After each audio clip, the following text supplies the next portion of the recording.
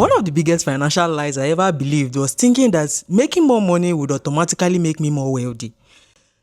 If that were true, every high earner would be very rich. To help you understand what I'm trying to say here, imagine that my salary is 200,000 naira, but then I have a 300,000 naira debt waiting for me to pay it. Obviously, I'm not going to carry on my 200,000 naira to go and pay that debt, right? But then my income is high, but I have a negative net worth. That is basically what I'm trying to say here. Earning more basically won't make you more wealthy unless you don't have any liabilities that are going to be dragging you down.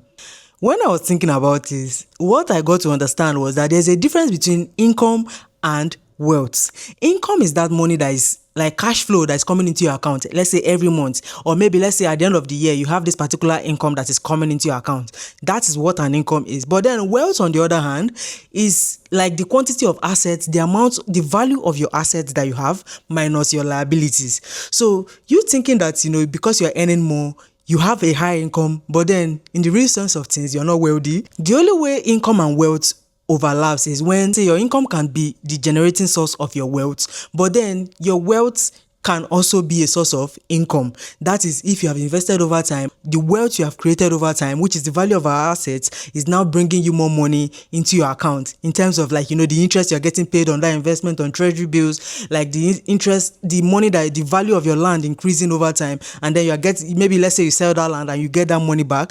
That is an income, right? But then you're able to generate that income because you are able to over time create wealth. Now, have you ever wondered why is it that high earners are always broke most of the time, or they are even always living paycheck to paycheck? They always have everything that you want as a person that is looking at them through the screen or however you're seeing them, but then when you look at their bank account, they are always broke. Point blank period. It is because lifestyle inflation. Because the general person or the average person will just think that once their income increases, their lifestyle is supposed to increase to match that, situations that they currently found themselves in. Sometimes it's not even always intentional, interestingly, because there's something called Parkinson's law of finance, which states that the more you earn, the more your expenses is going to rise up to match that your income that you're earning. So sometimes it's not always their fault, but then they find themselves in this situation whereby their money is never enough. You still find yourself living paycheck to paycheck, even when you're earning high enough to be able to live a comfortable life and still have change.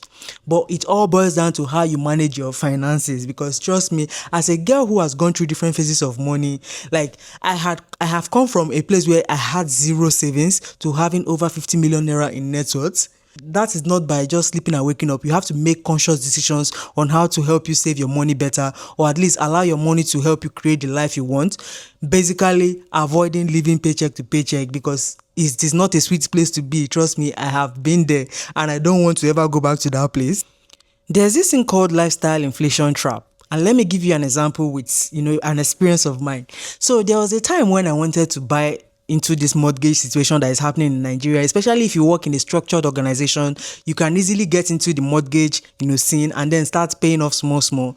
But then I was just thinking about it. If I join this mortgage system now that is currently at my fingers, like I can easily get it by just signing up and all that, I was just thinking about it. Can I really keep up with it? Is it really my priority right now to own a house? Is it asking yourself all those questions that before you just wanted to have a house, you just wanted to, because everybody was talking about mortgage this, mortgage that, or they were talking about all these things that comes with you having more income now that you feel like you can afford this thing, so you should be able to go for it without thinking too much about it, right?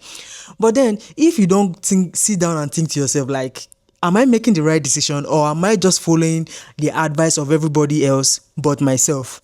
That should help you answer your question, because now I did not buy into the mortgage, or at least not yet, because it is not the right fit for me right now. So rather than just chasing what everybody is saying that they are doing, or which feels like the right thing because everybody's doing it, you have to make decisions for your own self. That is the only way you can be able to avoid the lifestyle inflation trap, because if not, you will join everybody else, increasing your lifestyle, in buying those premium subscriptions, traveling everywhere because now you think you can afford it.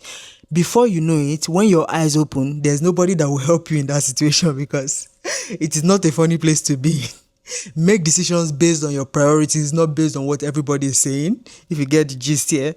I think by now we should have established the fact that I love traveling. I love to travel, and I've shown you guys all my destinations. Like, it was a fun thing and all that. But if I tell you that me funding these trips was basically from making a decision that one of my assets is going to be funding these trips, or at least most of it. So whatever I'm adding to that, money I'm getting from that asset is going to be minuscule compared to what that asset is bringing me for me to be able to travel and all those things. That is why your assets should matter more than the salary you're earning.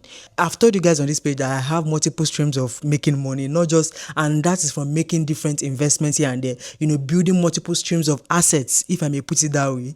That is the only way I've been able to travel without thinking too much about it, because even when I'm liquidating this particular asset to travel, I have like 5 or 6 other ones that are bringing me more money that I'm not going to be thinking too much about whether this one is not, bringing me money because I'm using it to travel all the time. So with diversified investment, diversified savings and all that, you are more likely to have the peace of mind to know that, okay, I will just take this particular one, use it to be funding my trips, cause why not? So your asset should matter more than your salary.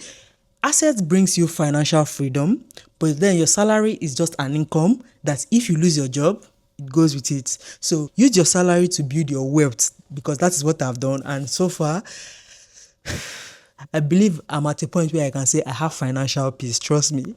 You can do the same for yourself. Don't just wait for your salary to be increased. Like, what are you using that your salary as? Use your salary as leverage to build your assets, and then over time you build wealth. But you know that we can't talk about why earning more won't make you wealthy without talking about the mindset that goes around this thing.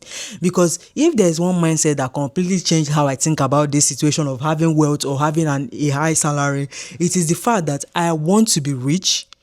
Not just rich, I want to be rich forever. So I have this uncle who, when they say he went from grace to grass, not that he's completely broke and all that now, right? He's still able to sustain himself. But there was a point where this man was like the richest of the richest.